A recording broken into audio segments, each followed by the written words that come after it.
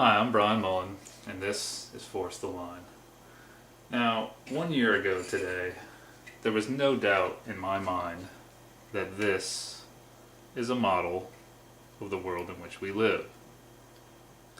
Little did I know that a month later, I would stumble onto flat Earth theory, which sounds ridiculous when you first hear it. Flat Earth, the whole idea is, you're going to fall off the edge. We were taught in school that the silly ancients believed that the Earth was flat, and that Columbus sailed to America and basically proved that it was a ball. I mean, that's what I was taught as a kid. And so I started seeing these flat Earth videos popping up constantly on YouTube, and started seeing some chat about it on the internet. And I just started thinking to myself, this is ridiculous. I was always a huge nerd when I was a kid. I watched all the Star Treks, Next Generation, Deep Space Nine, Voyager, all that stuff. Loved Star Wars. Played a ton of video games. Star Wars X-Wing is still one of my all-time favorite video games. And so the idea that there's that we're not a spinning ball in space, kind of really threw me off. There's no planets out there. It's not what we think it is. I'm just like, this is ridiculous. I'm going to prove this wrong. So I set out to do so.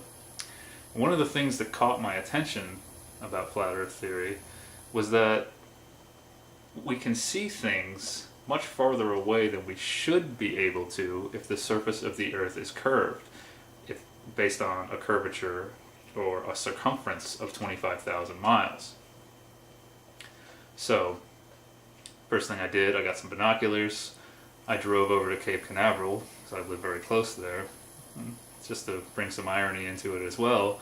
And I started to lay down on the beach and look at things that were 6-7 miles away to the north. I looked at the port of Canaveral, at the beach that juts out a little bit from the beach south of it, and I could see it. I could see the waves washing up on it, and based on a sphere with a circumference of 25,000 miles, that shouldn't be possible.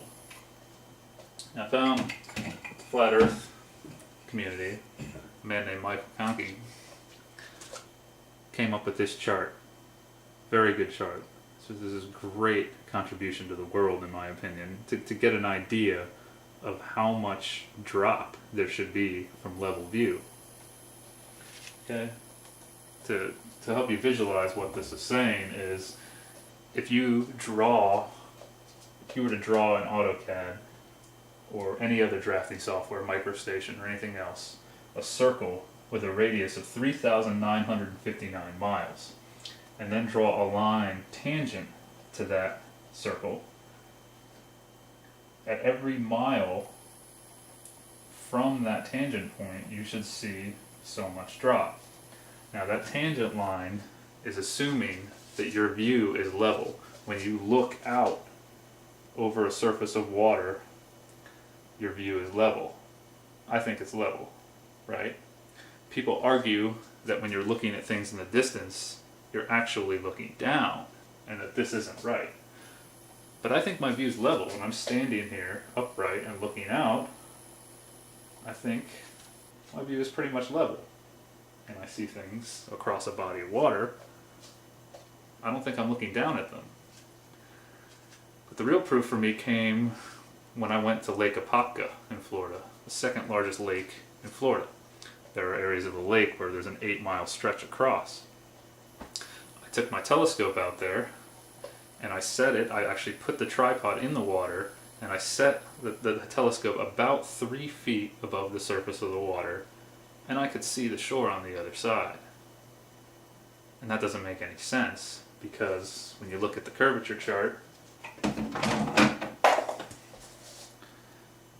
you can see that at 8 miles, there should be roughly a 42-foot drop, right? Almost 43 feet. Now, subtracting the height of my telescope, because it's above the water, take about 3 feet, roughly there should be a little under a 40-foot drop to the shore on the other side. But I could see it. I shouldn't be able to see it. There should be a curve of water in the way. This was the biggest problem I found. And then I started observing the sky. I had taken astronomy a few years ago, and I'd always questioned, I'd walk out of astronomy, I took it in the fall, and I'd walk out after class, after discussing galaxies and nebulas and all these things, and I'd just look at the sky and just like, where is this stuff? Of course, back then I just thought I needed a more powerful telescope or access to the Hubble, which I have questions of whether that thing even exists now. But I don't know. I couldn't prove it wrong. I couldn't prove flat Earth theory wrong. I thought it would be so easy to do, and it was actually very difficult to do. And I became so obsessed with this that I actually started my own series on YouTube called Balls Out Physics. And the whole purpose of the series was to put the ball model to the test, to really throw the questions out there and to get some feedback from people. I made some errors in my videos, and I have to go back and correct those errors. In the words of the great John F. Kennedy, an error does not become a mistake until we refuse to correct it. So I will correct some of those errors. However, I don't think that anything I've done in my videos is absolutely wrong. I just need to fix some things.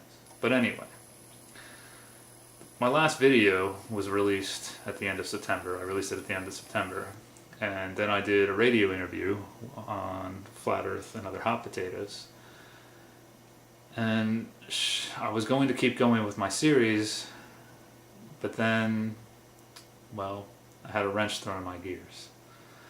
A very wise retired surveyor of 32 years contacted me at work. He saw my videos and figured out where I worked and gave me a call.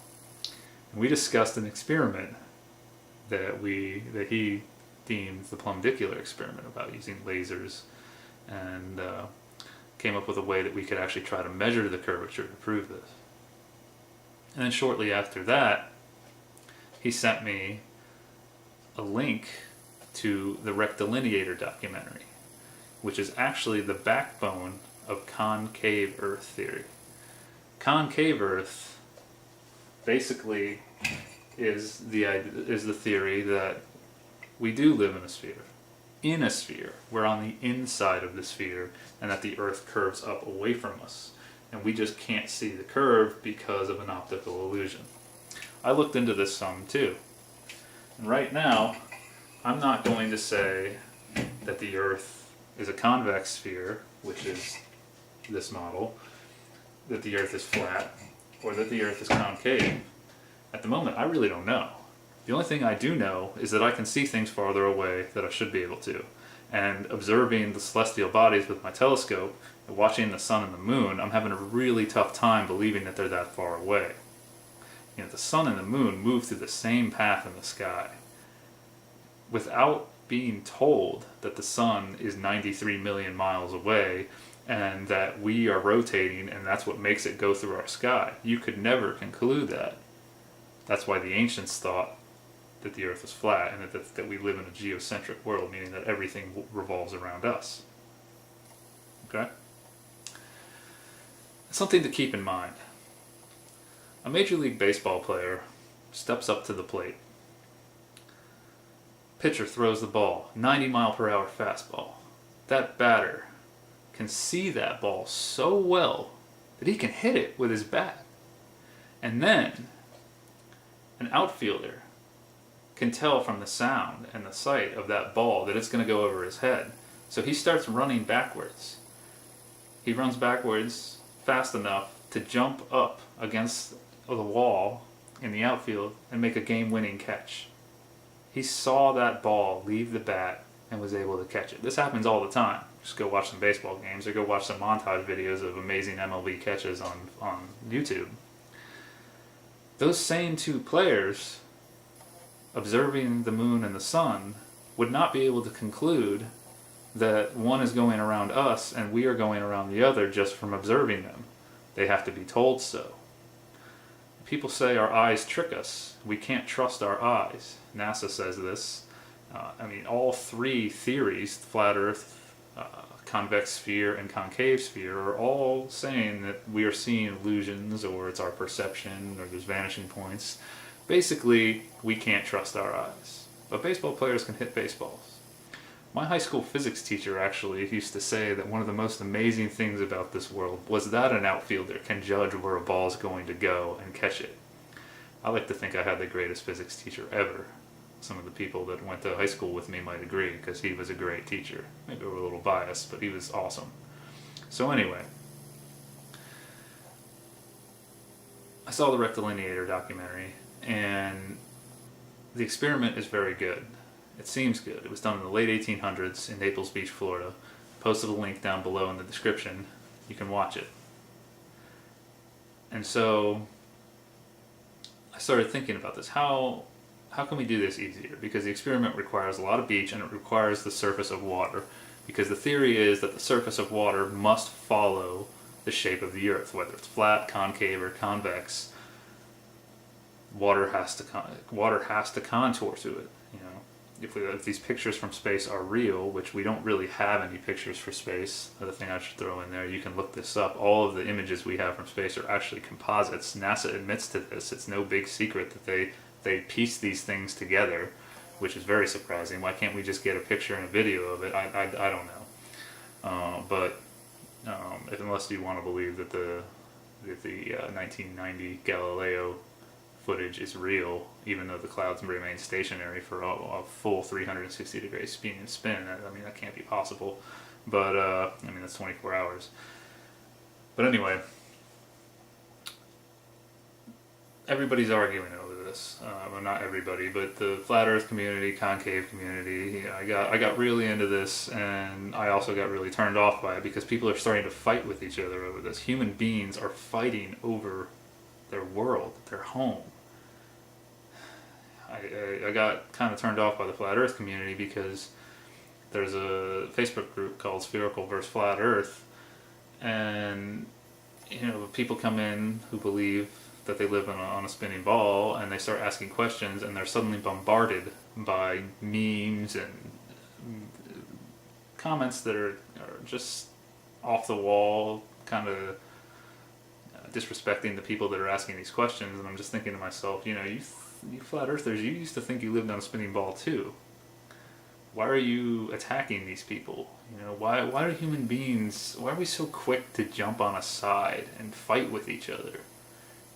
I've never really understood that. You know, Democrats, Republicans, Giants, Cowboys, East, West, this just always happens. You know, why we don't really get anywhere when we fight with each other over things. We just end up with two sides, an endless debate. It just goes on and on and on. We never really get anywhere. We need to start working together, I think. So, anyway, our eyes cannot be trusted. That's the general consensus. We're being deceived. We cannot trust our own eyes. So, we really can't conclude that the Earth is flat, concave, or convex from cameras or telescopes or anything, right? Because everybody's just going to argue, oh, it's an illusion, light's bending, oh, this, that, this is what's happening, you're not seeing what you're really seeing, blah, blah, blah. So, why don't we just measure it? I started thinking about the rectilinear experiment. I started thinking of easier ways to do it. Existing structures like bridge piers we could use to try to build a rectilinear type device over the surface of water and measure the distance to the water. But the more I kept thinking about it, and I'm a structural engineer, so I deal a lot with erecting structures and how much it costs and blah blah blah. I just couldn't come up with a cheap way to do this. And then for some reason about a week ago I was tying my shoes getting ready for work and it hit me. We don't need water. There's actually a very easy way to do this. And that's what I'm going to call force the line, or the force the line experiment.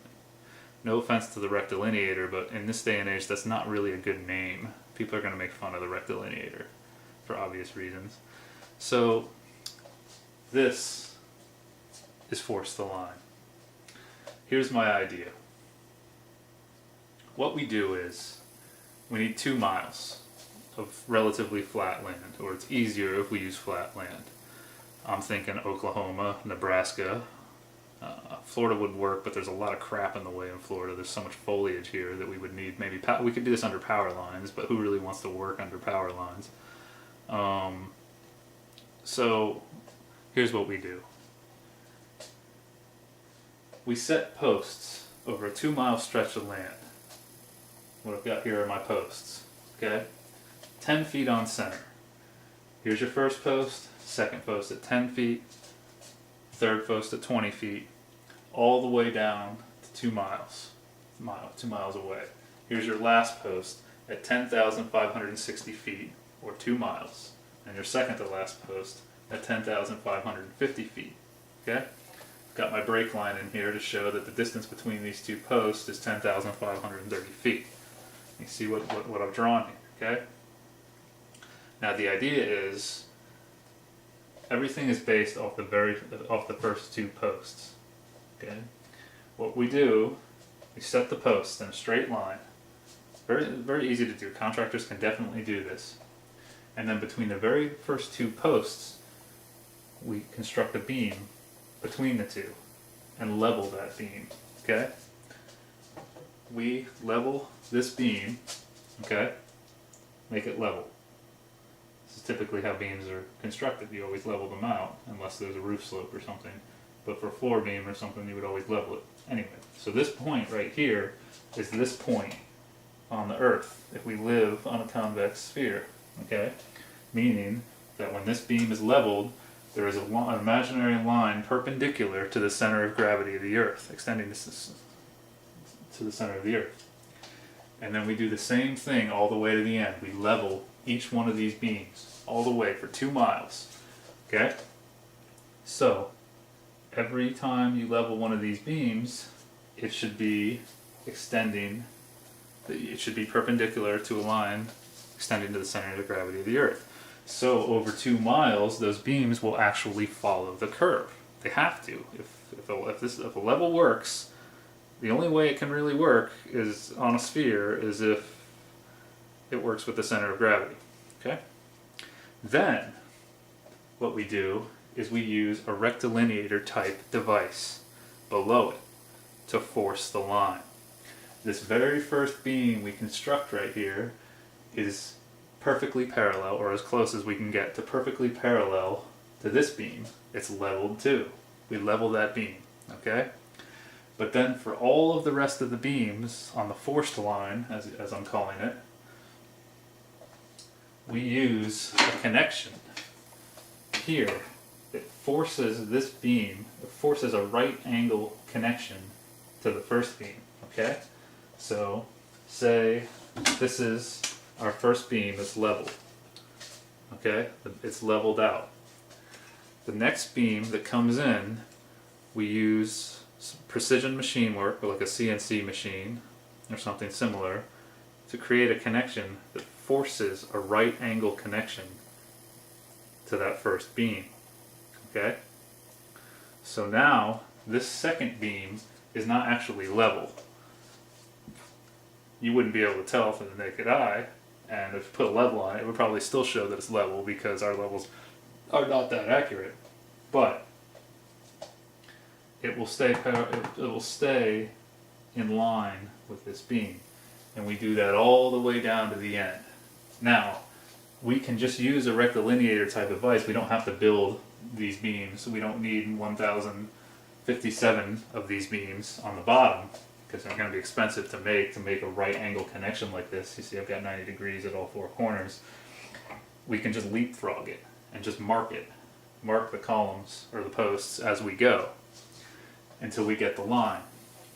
Now if the Earth is a sphere with a circumference of 25,000 miles, then over 2 miles we should see from this point to this point a drop of roughly 32 inches. You can draw this in AutoCAD and prove it. This is what it has to be if the circumference of our world is 32 inches, or 25,000 miles. Okay? So, we go all the way down to the end. And this last post, we should have 32 inches between these two lines. Okay? Because over here we started at 64 to give ourselves ample space. And at the end, there should be 32 inches from, roughly. It's not going to be exact. You know, there'll be some error, but there's enough there's so much drop that is that any small errors and plumbness of these columns and everything shouldn't affect it too much. This could be 30 inches, whatever. Now in the rectilineator experiment, they showed that the Earth curved up roughly 30 inches. That the concave sphere, it has the same circumference as the convex sphere. Now that experiment was done 118 years ago, and nobody's done anything else like this since then. In fact, I find it funny that we don't have anything like this in the world. We have nothing that shows our curvature. Imagine how cool it would be to build something like this and leave it in place. Oklahoma, Nebraska, you guys want some tourism? Build this. Okay? Imagine driving in a dark sky area at night, and maybe they put some lights that run down the line on this thing, and drive next to it, put a path next to it, or ride a bike or something. And as you're traveling, you can watch the curvature happen right before your eyes. You can watch these two lines converge. They will both appear to be lines to you, but one of them's actually a line and the other one's curving. Why don't we have this? Disney, I'm looking at you. Now you might argue, oh, it's just, nobody's going to spend money on that. It's just a waste of money to do something like that. We have pictures from space that show it's a ball. There's no point. Well, those pictures from space cannot calculate this curvature. They cannot prove the curvature. And on top of that, a few years ago, the United States federal government spent $800,000 on studying the benefits of snail sex. Seriously. Now, I'm all for studying our world, but I'm more interested as a tax-paying citizen in the curvature of my world than I am in snail sex. Snails, I ride my bike a lot, I'm out in the woods a lot, I see snails every now and then. They look like they're doing okay. I don't think we need to study their sexual habits. Well, we can study their sexual habits after we are proven that we live on this ball. I want to see this. I want this to happen so that I can rest easier at night and know that I'm not being lied to. So, let's force the line. I ran some rough numbers, and if we assume that all these members are 10 feet long, forgetting the rectilineator, just the top line and the posts, let's assume they're all 10 feet long and that they're all structural steel and they weigh 10 pounds per foot. Now since this is outdoors, we're going to want to hot dip galvanize all of these shapes. Hot dip galvanized structural steel runs about 3,000 Fed notes per ton, a ton being 2,000 pounds. So, adding all that up, we need 1,056 plus 1 posts, so 1,057 posts, and 1,056 beams. You get around $317,000. That's a lot less than what we spent on studying snail sex. And we could do this cheaper too if we put some serious engineering work into it. They don't need the structural steel members weighing 10 pounds per foot. That's very conservative. We could make it better than that, but I'm just throwing some numbers out there. And then we also have to build this rectilineator type device, which then you could throw another $100,000 in there for that thing because it's going to take some very precision machining to build it. But we can do it. But who I'm really looking at is what about Disney? You guys have all that land south of Orlando. You've got Epcot Center with the Epcot ball that shows us it's a small world after all. Show us how small it is. Why don't we have this? Why don't we have this? I don't know. Let's force the line. Let's stop arguing about what we're seeing and measure it mechanically. Let's find our curvature or no curvature. To be able to drive next to this and look up at the universe and shake your fist and say, hey, we're not so small after all. That's only 32 inches and 2 miles. What? We ain't that small, right? Are we going to see this? If we do this? I think this experiment would work. I thought about this a lot. I don't think there's any real flaw in this. Please tell me if you see a flaw in it. But I think that this simple tool that we've been using for a very long time can show us the truth. Just a level. That's all we need, really. And of course, some precision machining to make the rectilinear type device. But simplicity is what's important. A simple way to measure the curvature. And we can construct these things all over the world. You know, Neil deGrasse Tyson is now telling us that we're not a perfect sphere as it appears from space, that we are an oblate spheroid, or more like a pear shape. Well, let's figure out how much of a pear we are. If we build these things across flat surfaces of land, I mean, you could do this in the mountains, you would just need really long poles. But if we built this all over the world, built these things all over the world and got our numbers and started comparing it and really kept building them over and over so we get really good at building them and improving the accuracy of the measurements, we could really get an idea of what our world is, of how much it curves. We could model it better. You know, globes probably, if it's an oblate spheroid as we're told, wouldn't be a perfect sphere like this. We'd actually be able to show where it's not a perfect sphere, because we've measured it, we've done it, if this is it. Now, if the Earth is actually flat, then starting at 64 inches here, you would end with 64 inches here. There would be no drop, it would stay the same. If the Earth is concave, then you would actually end up with 64 inches plus 32 inches. The blue line would be up here somewhere, because it would show a curve up. Very simple. Let's do it. These governments around the world are just taking money from us and doing all kinds of things.